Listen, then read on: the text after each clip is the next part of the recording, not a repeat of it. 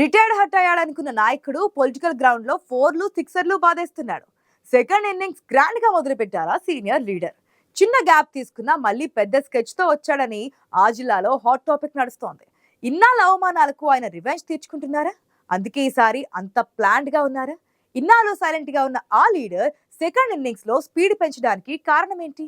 ఆయన స్కెచ్ ఏంటి? ఈ మార్పు వెనుక లోగుట్టేంటి?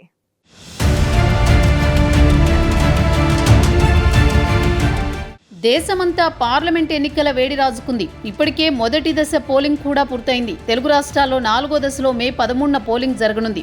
దీంతో తెలంగాణలో 2 జాతీయ పార్టీలతో పాటు మొన్నటిదాకా అధికారంలో ఉన్న బీఆర్ఎస్ కూడా రంగంలోకి దిగి తన సత్తా చాటాలనుకుంటోంది. దీంతో ఎన్నికల ప్రచారం రంజుగా మారింది. ఒకవైపు సవాళ్లు, మరోవైపు మాటల దాడి, ఇంకోవైపు తొడలు కొట్టడాలు, ఈలలు, డ్యాన్సులతో కార్యకర్తల్లో జోష్ నింపడాలు. ఇలా ఎన్నికల ప్రచారం కొత్త పంథాలో యమజోరు మీదుంది. మాకు ఓట్లేయమని అడిగే దగ్గరే ఆగలేదు ప్రచారం. రాజకీయ ప్రతీకారాలు, మరోవైపు ప్రత్యర్థులపై కత్తులు నూరుతూ మాటల యుద్ధాలు జరుగుతూనే ఉన్నాయి. ముఖ్యంగా తెలంగాణ రాష్ట్రంలోని ఉమ్మడి వరంగల్ జిల్లాలో రాజకీయం ఎప్పుడూ లేనంతగా రసవత్తరంగా సాగుతోంది. గురూజీ రామ్ నారాయణ్ జీ ప్రపంచ ప్రఖ్యాత జ్యోతిష్యులు ఇప్పుడు మన హైదరాబాద్ లో ఎటువంటి సమస్యలకైనా తక్షణ పరిష్కారం చేయబడును. సంప్రదించండి 96651137 9000004357.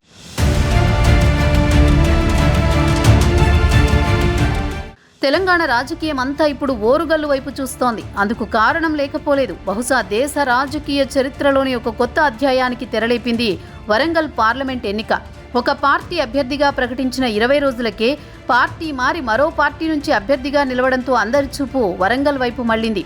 టీడీపీ, బీఆర్ఎస్లో కీలకంగా పనిచేసి మంత్రి పదవులు అనుభవించిన స్టేషన్ గన్పూర్ ఎమ్మెల్యే కడియం శ్రీహరి బీఆర్ఎస్ అధినేత కేసీఆర్ దగ్గర పట్టుబట్టి కూతురు కడియం కావ్యకు వరంగల్ ఎంపీ టికెట్ సాధించుకున్నారు. 20 రోజుల తర్వాత పార్టీ మారి తెలంగాణలో అధికారంలో ఉన్న కాంగ్రెస్ పార్టీలో చేరిపోయారు. ఆ పార్టీలో కూడా తన కూతురికి ఎంపీ టికెట్ సాధించారు. అయితే ఈ ప్రక్రియ మొత్తంలో కడియం శ్రీహరి, ఆయన కూతురు లాభం పొందినా రాజకీయంగా తీవ్రంగా నష్టపోయింది మాత్రం మాజీ డిప్యూటీ సీఎం తాటికొండ రాజయ్య.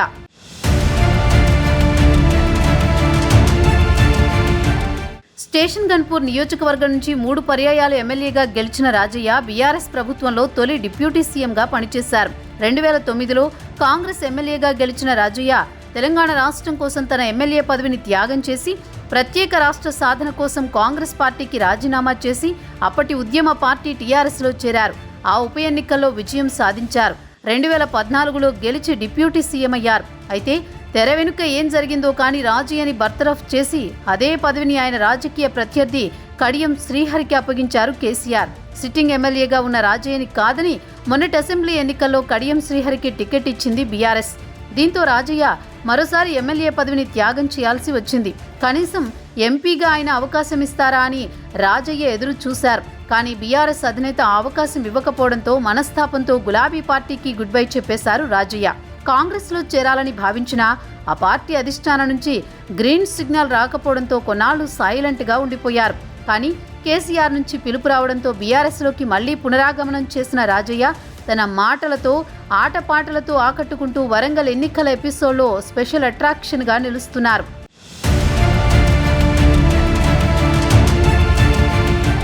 తన పదవిని లాక్కుని అవకాశాలకు గండికొట్టిన చిరకాల రాజకీయ ప్రత్యర్థి కడియం శ్రీహరిని, ఆయన కూతురు కావ్యని ఓడించడమే లక్ష్యంగా సెకండ్ ఇన్నింగ్స్లో స్పీడ్ పెంచారు తాటికొండ రాజయ్య. వచ్చి రాగానే బీఆర్ఎస్ పాటలకు డ్యాన్స్ చేస్తూ కార్యకర్తల్లో జోష్ నింపుతున్నారు. మరోవైపు తన రాజకీయ ప్రత్యర్థి కడియం శ్రీహరి పార్టీకి, తనకు చేసిన నమ్మక ద్రోహంపై తీవ్రస్థాయిలో విరుచుకుపడుతున్నారు. రాజయ్య పార్లమెంట్ ఎన్నికల సన్నాహక సమావేశాల్లో వేదిక నెక్కితెచ్చాలు కడియం శ్రీహరిపై శివాలెత్తుతున్నారు. కడియం శ్రీహరి మాదిగ జాతికి, దళిత జాతికి తీవ్ర అన్యాయం చేశారని, అందలమెక్కించిన పార్టీకి కేసీఆర్కి నమ్మక ద్రోహం చేశారని నిప్పులు చెరుగుతున్నారు.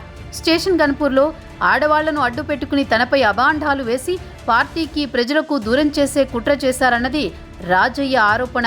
కడియం ఎన్ని కుట్రలు చేసినా తట్టుకుని నిలబడ్డానని, ఇప్పుడు శ్రీహరిని, ఆయన కూతురుని రాజకీయ సమాధి చేయడమే తన లక్ష్యమంటున్నారు Rajaiah.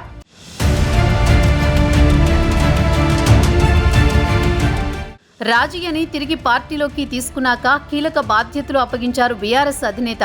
Warangal SC reserved parliament స్థానం ఎలాగైనా గెలవాలని, మెజారిటీగా ఉన్న మాదిగ సామాజిక వర్గ ఓటర్లను బీఆర్ఎస్ వైపు మళ్లించాలని రాజయ్యకు స్టార్ క్యాంపెయినర్గా అవకాశం ఇచ్చారు. దీంతో గతంలో డిప్యూటీ సీఎంగా 3 పర్యాయాలు ఎమ్మెల్యేగా పనిచేసిన రాజకీయ అనుభవాన్ని రంగరించి దూకుడు పెంచారు రాజయ్య. మాటలతో దాడితో కాంగ్రెస్ అభ్యర్థి కడియం కావ్యని, ఆమె తండ్రి కడియం శ్రీహరిని ఇరకాటంలో పెడుతున్నారు. వరంగల్ పార్లమెంటు నియోజకవర్గ పరిధిలో నేతలు పార్టీని వీడడంతో నైరాస్యంలో ఉన్న క్యాడర్లో తన మాటలు, పాటలు, డాన్సులతో జోష్ నింపుతున్నారు. ఘనపూర్ డాక్టర్ వరంగల్ పార్లమెంటులోని 7 అసెంబ్లీ నియోజకవర్గాల్లో సన్నాహక సమావేశాలకు పార్టీ నేతలు రాజయ్యని స్టేజి ఎక్కిస్తున్నారు. అధినేతతో పాటు మాజీ ఎమ్మెల్యేలు పూర్తి స్వేచ్ఛ ఇవ్వడంతో అన్స్టాపబుల్ అన్నట్లు రెచ్చిపోతున్నారు రాజయ్య. దీంతో ఉమ్మడి వరంగల్ జిల్లాలో రాజయ్య ఎపిసోడ్ హాట్ టాపిక్ గా మారింది. ఇప్పుడు